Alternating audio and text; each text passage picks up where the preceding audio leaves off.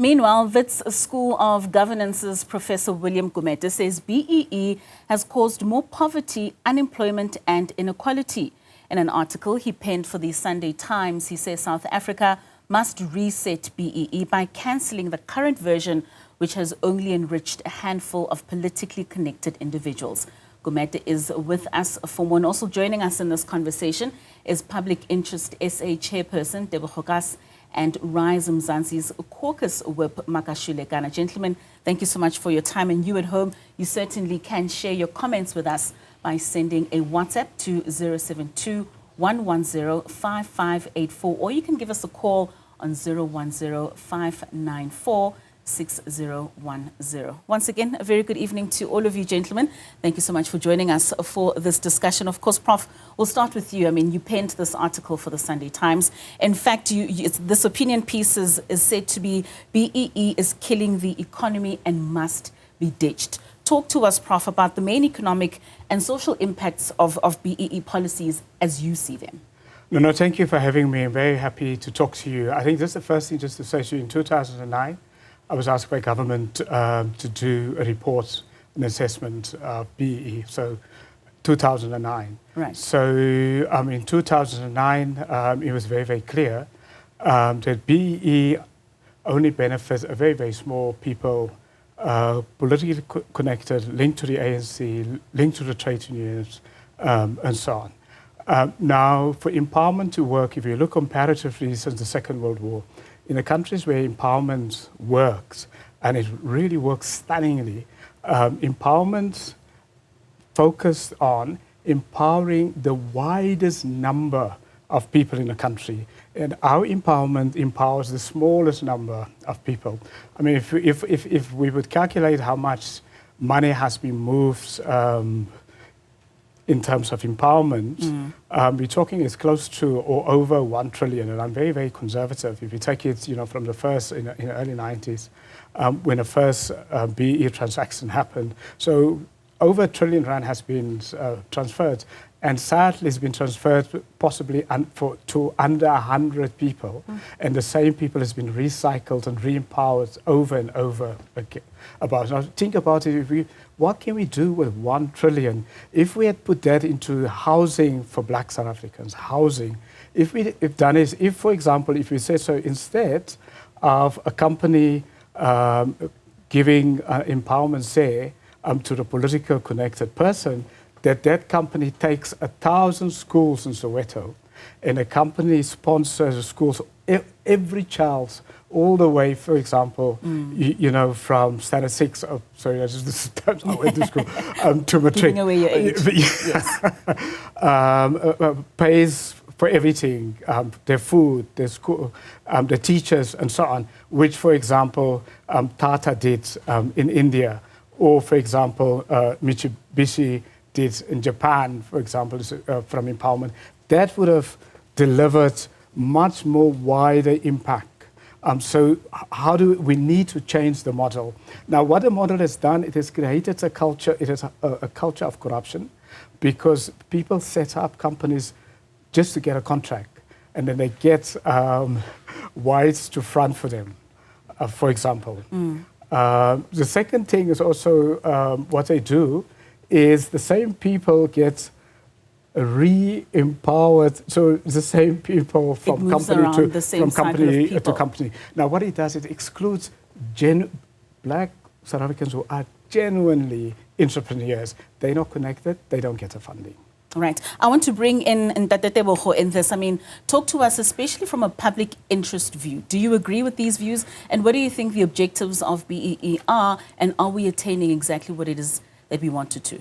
Yeah, I thank you for that question. I do, to a limited extent, share the same sentiments as Professor Gumede has just shared, to the extent that BEE has indeed powered a limited individuals, otherwise many referred to as oligarchs, to the utter exclusion of many, which is why instruments like employee share ownership programs became the flavor of the day, but they fizzled over time because all you needed to do is identify a set or a singular black individual to partner with. They may not have to add value to your business, but you'll be considered for participation in the economy, in the public procurement events.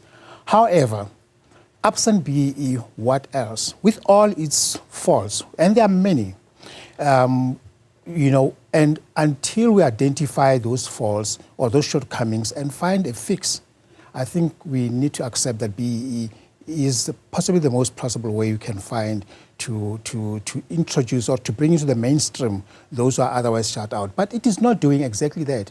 But using the example of maybe putting money into housing, we've got the biggest housing project in the world. Probably we are just behind the likes of Singapore and maybe others. But South Africa's got the biggest housing project. But you know what happens to it. There is corruption, and not only corruption, even people themselves. There's a culture of entitlement, that I'm entitled to a house, I'm entitled to 350, I'm entitled to 5,000, or whatever it is, the social grants that are meant to be taking you out of the, it's a safety net to take you out of a dire situation. Instead, they become a permanent ferment of our being. And therefore, that dependency is something that we need to do. How can we make sure that we cut the umbilical cord of dependency and make sure that we empower people? And I like the idea where you look at countries like the US, using the US, strange as it might seem, as an example. They have empowered a lot of entrepreneurs. They've empowered the likes of Google. They would not be Google today if it wasn't for the US military's DARPA project, where they set up the internet. They wouldn't have been GSM if it wasn't. And because of the underlying infrastructure, the backhaul that was laid, many entrants were able to take advantage of that. But they had a thriving and healthy venture capital market and their appetite for risk-taking, And in our instance, the problem is we are risk-averse, or the country's risk-averse. So if you come, I'll ask for your collateral, irrespective of the fact that you don't own, you are living with your grandma in a house that had no title deeds or lease freehold on. Therefore, you don't have a head start, and therefore you find that it becomes difficult for new entrants to access the market, because the key issue is access. If you create, for example, if you're saying we will bolster or support individuals who want to monetize intellectual property. Currently, if I have an idea, I'm going to keep mum, because the minute I speak about it, somebody's going to take it and run away with it. But then to be able to monetize, to even leverage, or never leverage, to actually pursue that idea, I don't have the money to go and secure trademarks or patents, applications, and all, before I even talk about my own circumstances where I have to survive. But anyway, maybe let me take back for now. And then we certainly will expand on that. I just want to then bring in Makashule into this conversation, because immediately after that article was put out, you put out a tweet, and I'm going to paraphrase it here and there, where you said this is an emotional-laden opinion piece. It offers very little in terms of evidence to support the claim. The Prof just went on an emotional rant, Prof, and it's perfectly okay for people to dislike BEE, but the claim should be supported by evidence. Example, how companies have closed their SA operations because of BEE. And of course, Ntate Tebogo saying that BEE breeds entitlement. So just maybe expand on why it is that you really disagree with the opinion piece and the way that it was put together. So thanks very much. So reading that article, and I've read so many articles that Prof Gumede has written, but I felt that the article that he wrote was published in the Sunday Times yesterday. It sounded like almost a speech that was given at a rally, rather than an evidence-based kind of an analysis of BEE. That's how I felt, and that's why I responded in a way that I did. So for I would say the last 18 months to 24 months, there has been a relentless attack on transformation measures, whether it's employment equity, whether it's expropriation, anything that seeks to include black people in the economy is coming under serious attack. And when I read that piece, I just felt like, no, this could have been a speech that is given at an election rally, rather than one that was offering evidence. Because one of the things that it is said around the BEE, they say that BEE creates unemployment. So if someone makes such a claim, then it needs to be supported by evidence. The reason I say this is that at the height of BEE and BEE deals, whether in the mining sector, whether in the banking sector, and in other sectors, telecoms and so forth, unemployment was going down, the economy was growing.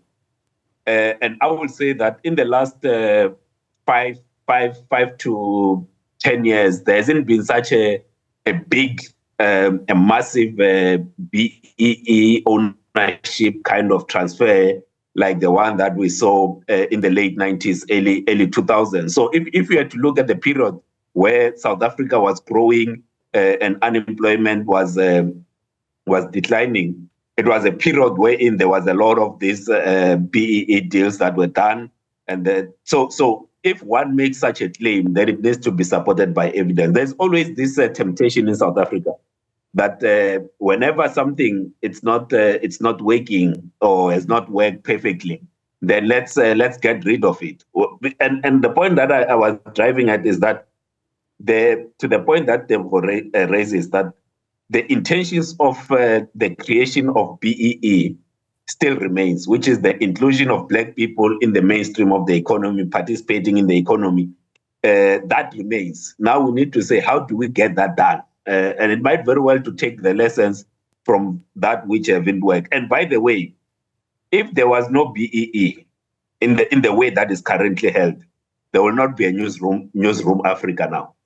If we're to be honest, there would be no Newzroom Afrika, because the owners of Newzroom Afrika wouldn't have been allowed, wouldn't have had the means to open up the station. So we can stand there and say BEE has not worked, but we are in a platform that is the creation of BEE. If we're to be honest, we're in a platform that was created by BEE, and then for someone to then lambast BEE in the very same platform that was created by BEE. It's in a way, as I said, it sounds more like arguing in front of a rally crowd rather than offering evidence. And that's why I come in. Then the second point, before you come in. Right. So there's always this thing that when people look at BEE, they look at ownership only. And people who attack BEE, they attack it on ownership. And some of the things that the Prof is saying around enterprise development, supplier development, and so forth, the biggest component of the BEE scorecard, it's skills development, it's enterprise development, it's socioeconomic investment, and so forth. But then people go to the lowest, which is ownership. Then they then say, oh, we attack BEE on this particular point. And if we don't want, we are not deliberate in the inclusion of Black people, women in the economy, and then we believe that for some reason, miraculously, by the invisible hand, Black people will participate by invisible hand. People who started Newzroom Afrika would have found the ways and the means to start Newzroom Afrika. I think we are living in a different planet. To make inclusion work, you have to be deliberate. You don't wait for an invisible hand to achieve such objectives. All right, Makashila, I just want us to hold it there. We do have a caller. We have Anonymous in Empangeni. Very good evening to you, Anonymous. What's your take on the amendment of BEE rules? Good evening. I don't see anything wrong about BEE. The ANC, when it came with this policy, it had intentions of developing and empowering Black people, an open space for Black people to participate into the economy of this country. But people within had to manipulate and made it look bad. And to such an extent, it never intended to support Blacks who are entrepreneurs, but to disturb them in their intentions of creating business and employment for Black people in South Africa. It needs to be revisited and be corrected. It can be controlled in such a way that politicians never put their fingers into it. I should think it's going to give us something correct and create jobs for people in South Africa. All right. Anonymous, thank you so much for your thoughts. Let's hold the conversation there. We certainly will continue with it after the break. We've got the gentlemen in studio who are giving us their different opinions around the laxing of BEE laws. Do make sure that you also give us a call or you participate with us on our WhatsApp line. Do stay with us. We're going for a quick break. Welcome back. We continue with our discussion right here on the late night edition with Mika Tlhagomsomi. I've got gentlemen in studio, also some joining us online, and we're talking about should we be amending our BEE laws. We do have a caller who's on the line. Aiseng in Kuruman, a very good evening to you. Give us your thoughts. Hello.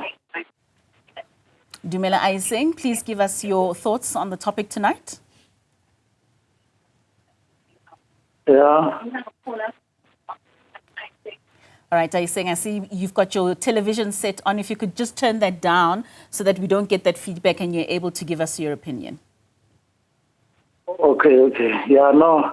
Yeah, my query is, you see, that BEE, according to me, is not working because especially in the here in Kuruman, I'm going to talk the mine in fact, in Kuruma specifically, because in Kuruman, the people, the black people, they get the tender in the mine.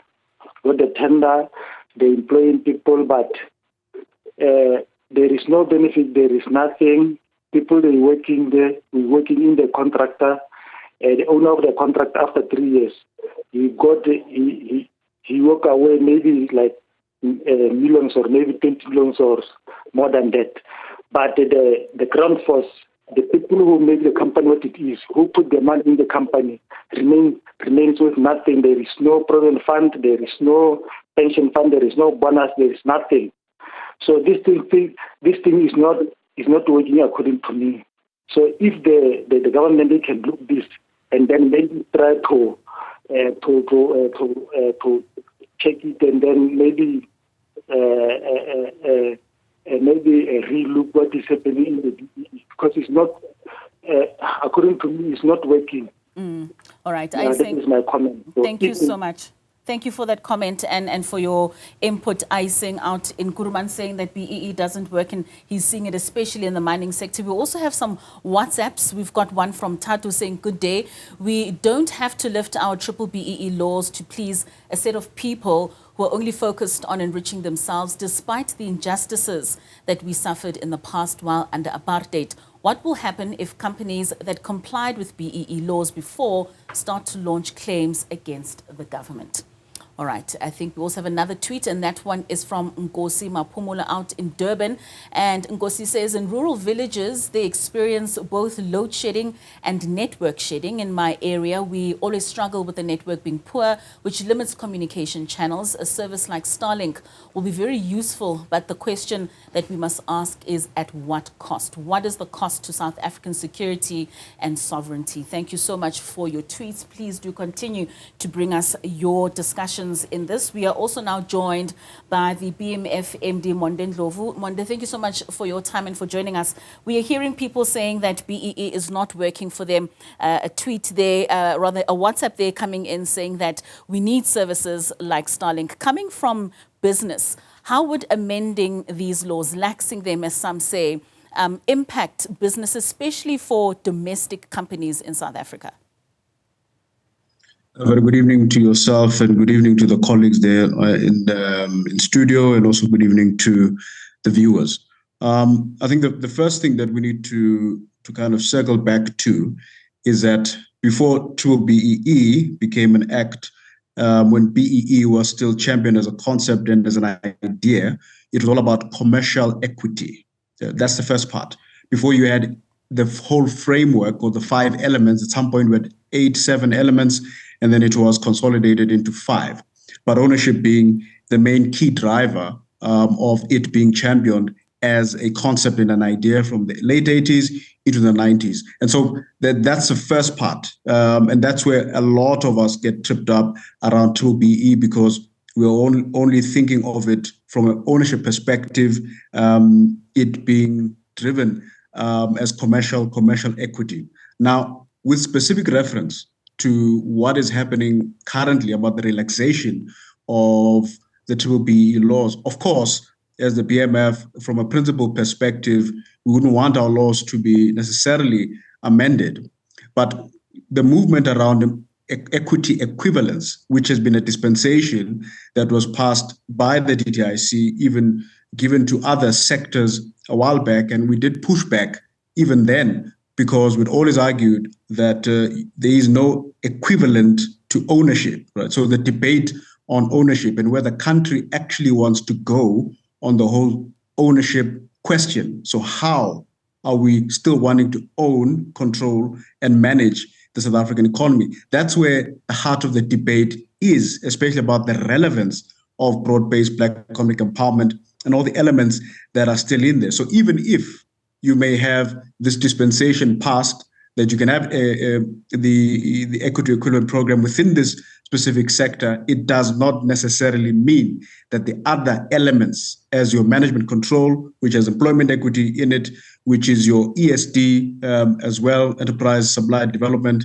socioeconomic development, still the skills development is still part and parcel of what is required and expected from businesses to operate within the South African context. So we need to put this in its proper context, that what we're actually debating really is the heart of ownership and driving this commercial aspect on shares. So should companies still be selling their shares, 30% shares, and doing ownership transactions?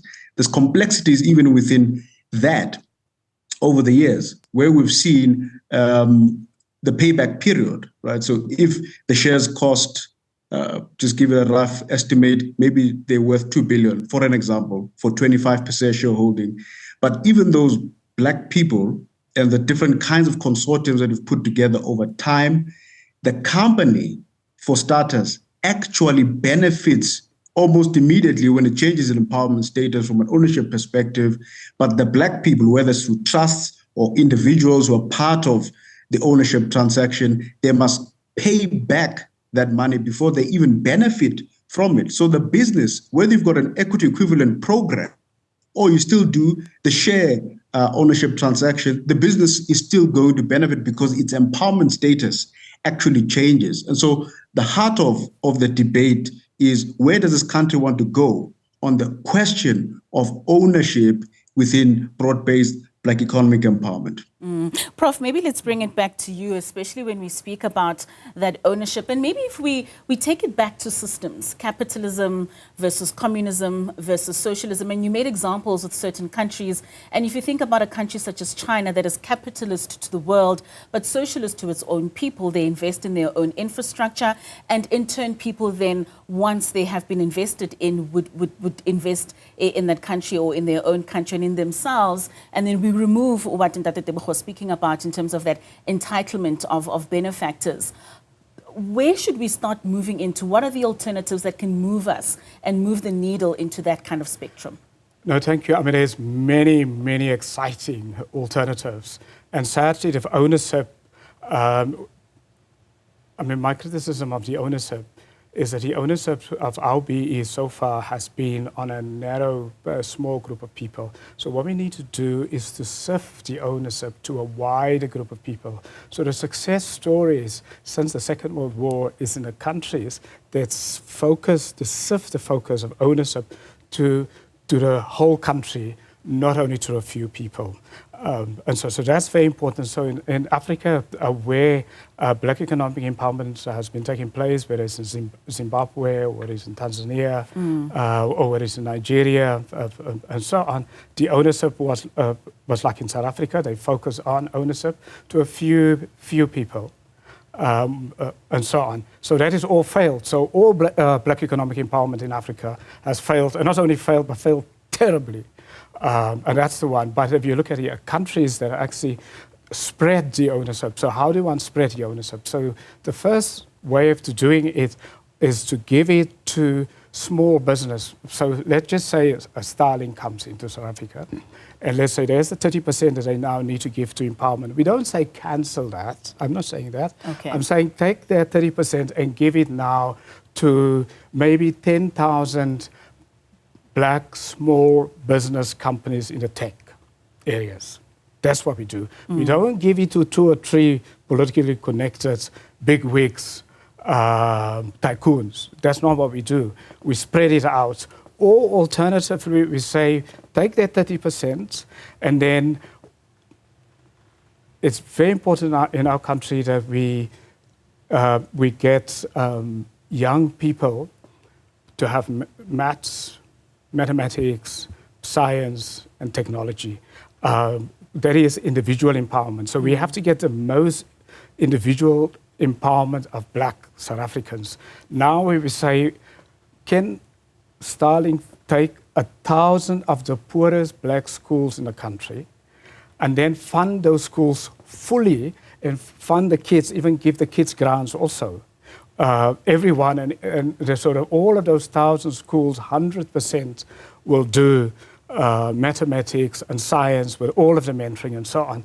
And I'll give you an example. Outside South Africa, let's go to Japan, for example, after the Second World War. The government gave companies like Mitsubishi,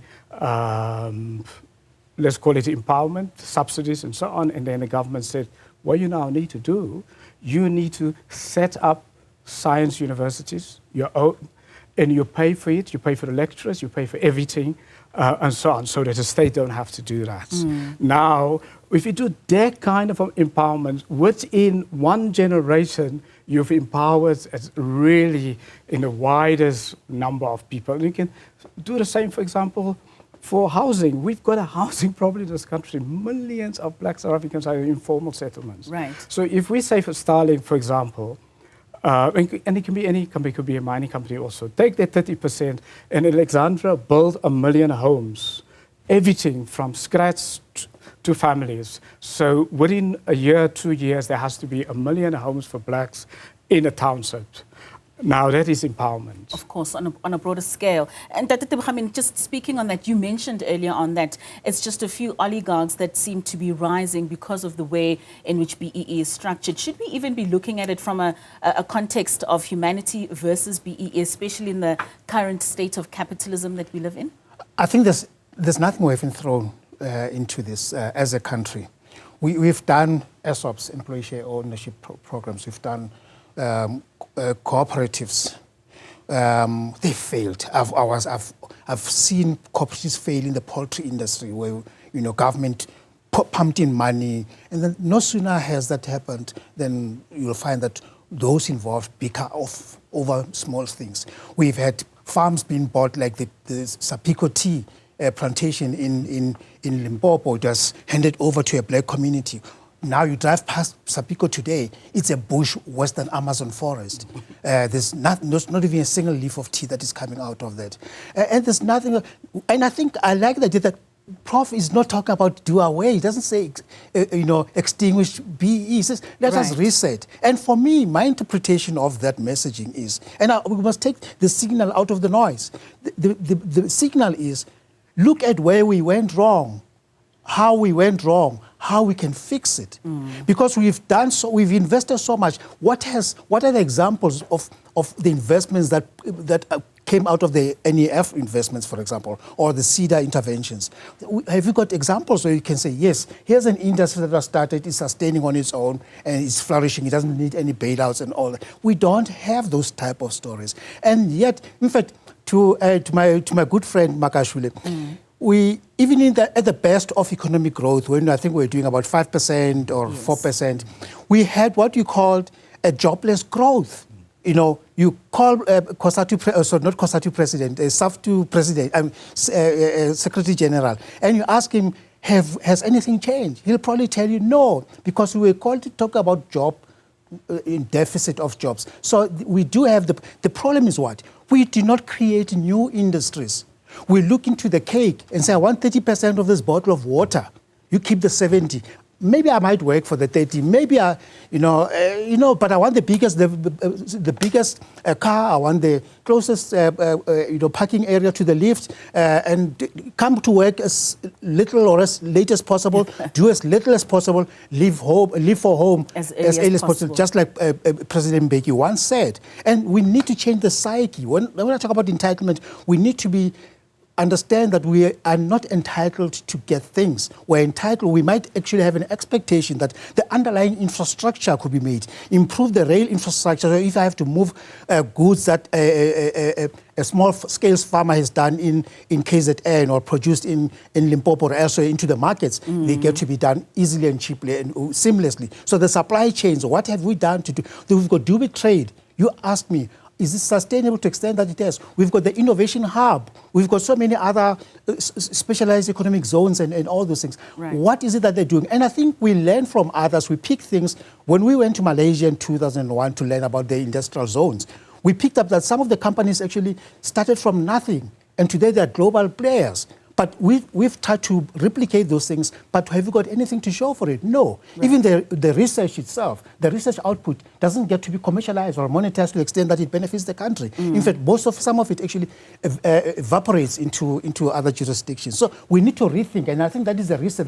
Sorry, I didn't read the article, but I think that's my understanding of what the research is all about, including even equity equivalent. What have we done? What have we benefited on the arms deals offsets? What have we benefited from the Microsoft 250 or 50 billion that was invested? What examples do we have to show? And I'm not saying, I'm not talking ill about those things, but we need to be realistic. Are we on the right track? Because for me, quite honestly, it doesn't matter if Starlink is here, neither here nor there. At the end of the day, is that what is the end goal? What is the ultimate thing that you try to achieve? That we want to achieve. Yeah. And I think, Makashule, just to bring you in there, that read my mind, because I wanted to speak to you on that with regards to that period in which the economy was growing, but we did not see the number of jobs at that particular time. And I'm sure you would agree that to some extent, we all agree here that the intention remains when it comes to BEE. But what is it that we're getting wrong? Do you disagree that the small elites are the ones that are primarily benefiting from BEE, and what the reset needs to be?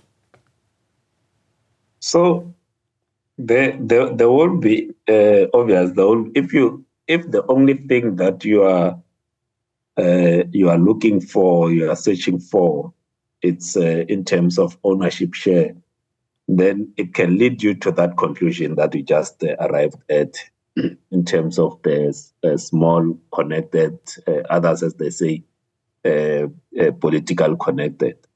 But if you were to go and look and say, all right, let's say we go back to 2000, how many Black-owned legal firms were in the role or in the panel for government matters?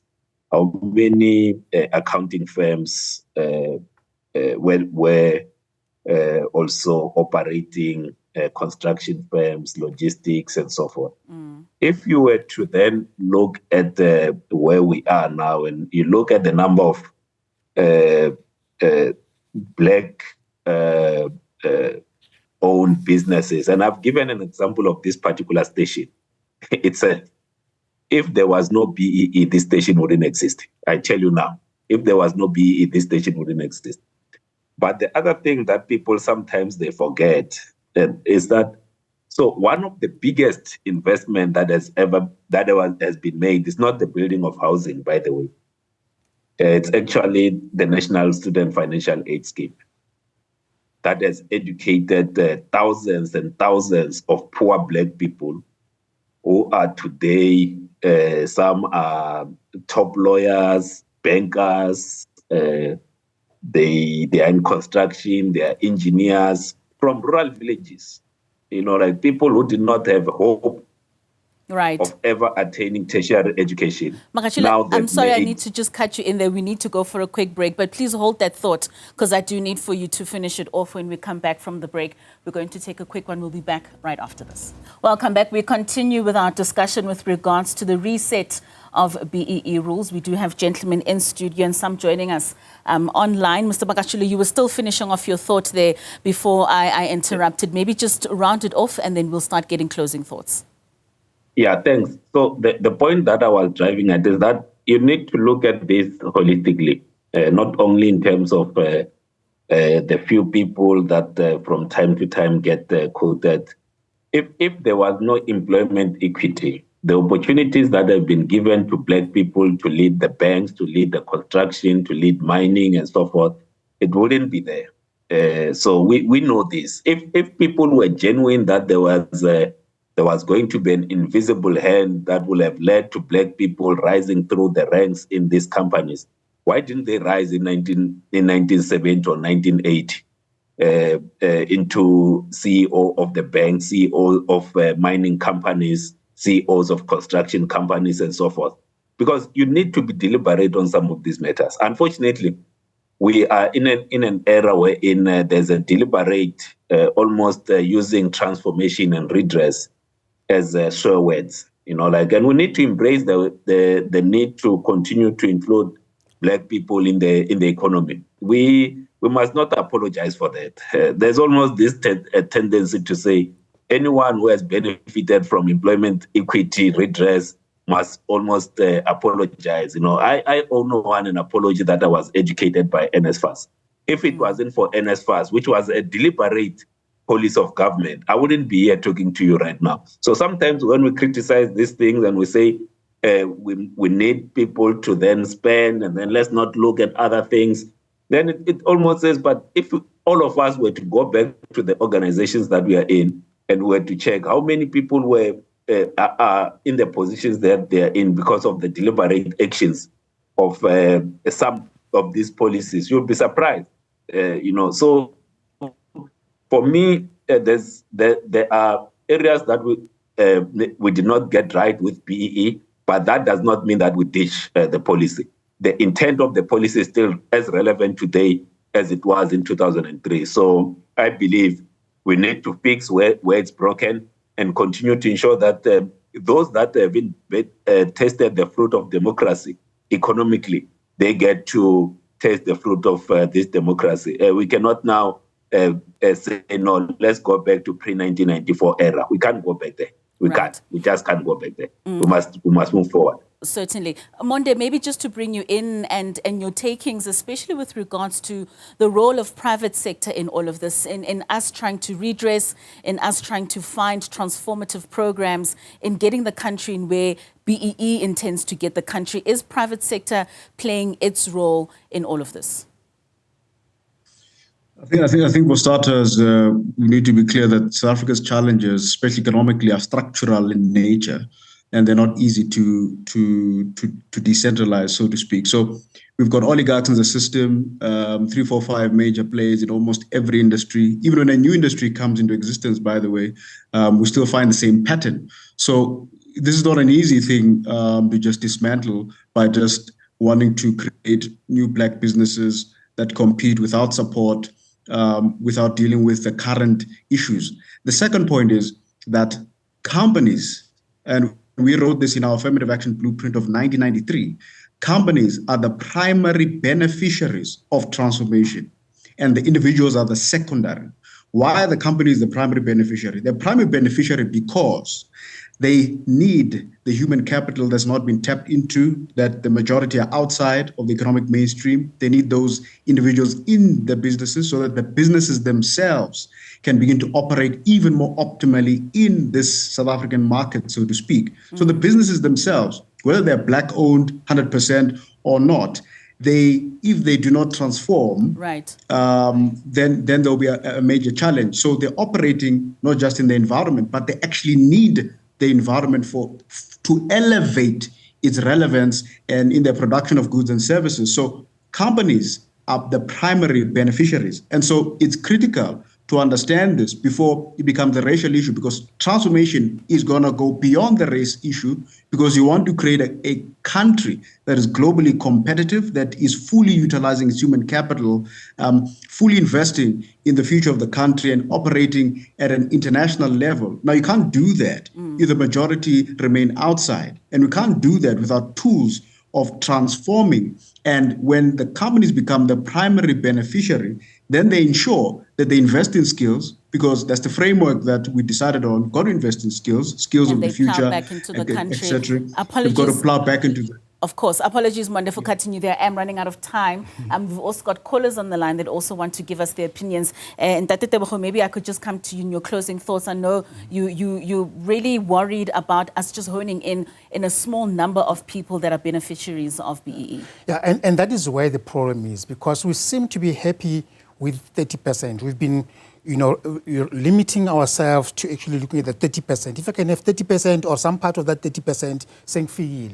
Because the idea that Newzroom, and sorry you're my host today and I enjoyed the coffee and the scone, to the extent that we applaud the strides that Newzroom has become, and but we forget that Newzroom is but a subset of a bigger conglomerate that is Naspers, that is Mnet, that is MultiChoice. And we're just occupying a teeny-weeny space, including with Mojalave and all those other little programs that we have thrown in. What we haven't been able to do is to create another Koos Becker who can stand on his own and leave 10 cents aside and say, I've got 5 bob, and I'll be able to do that. We talk about lawyers. We've got small law firms who are absorbed by large firms like Worksmans, Bowmans, you name them.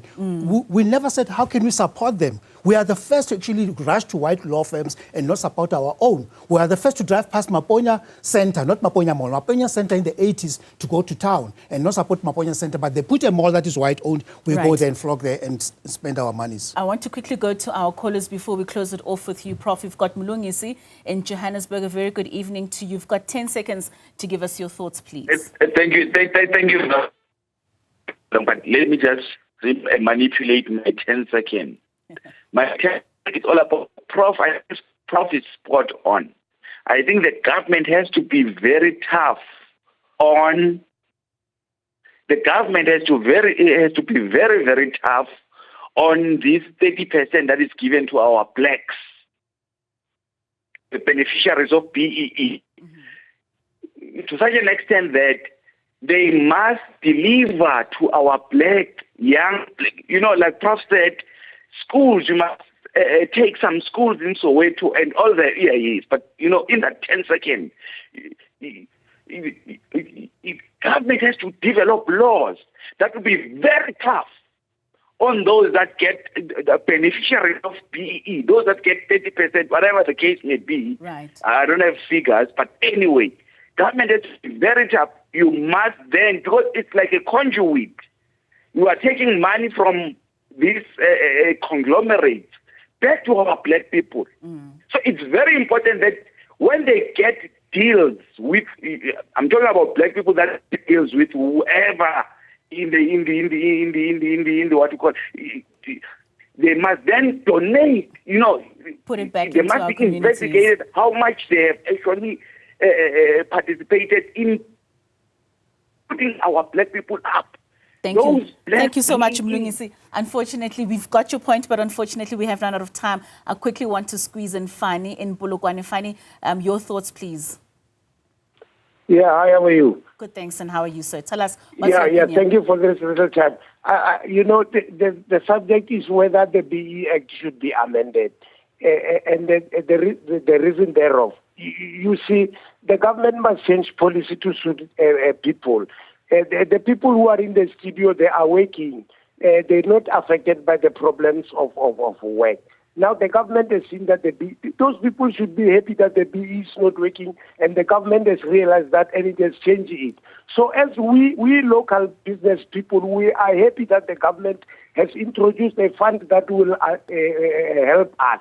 All the corporate combination that these people are talking about, they are irrelevant to we ordinary business people. The government will definitely help us as it moves on. There are many people. When you say there are few people, we don't know which number is few, because there are black millionaires there, and then the quota of black people is not as equal as the quota of white people, and that can be not done overnight. And now what we are saying as local business people is that the transformation fund will go, there will be problems. You must remind Professor Gumede that there is corruption in the universities. There are problems in the universities. So there is no platform where there are no problems. Of course, Fanny. The problem. Yeah, Cyril Ramaphosa goes to America, you complain. He doesn't go to America, you complain. He brings Stalin, you complain. So what do you want as black people? You must support this black government and move on. All right, Dr. Fani, thank you so much. Prof, we've got 30 seconds. We really have run out of time, but I think the commonalities are that at a construct level, transformation is definitive. It's something that needs to be done. And of course, if something fails, if the system fails, it doesn't mean that we need to throw out the baby with the bathwater. Just give us your final thoughts. No, absolutely, Mayor. At the end of 1994, I most probably was one of the first people who wrote about black economic empowerment, in the Star, and so on. So I have covered and so on. So looking back, I think it's very, very important. We need to empower the largest numbers of people. We don't want to create billionaires. We want to create enough millions of black South Africans who at least have something like R500,000, rather than concentrate on building the billionaires. Even more importantly, we have to empower individuals with skills that they can be competitive not only in South Africa, but in the world. Right. And that's very important. So empowerment must provide the relevant skills to young and old blacks in order for them to be competitive. And that is empowerment. We must really forget about the ownership. I would rather put the ownership on the back burner. Give people the skills so that they have their own agency. Secondly, give them assets. Get companies to help them to get housing assets and that kind of assets. And ensure that we spread it throughout. Gentlemen, thank you so much for your time. And I think the takeaway is certainly that it should not necessarily be about that entitlement, but it should benefit all. Monde, Makashulo, and Prof, thank you for your insights and your thoughts this evening. And thanks to you for all your calls and your WhatsApps. We'll have more news after the break.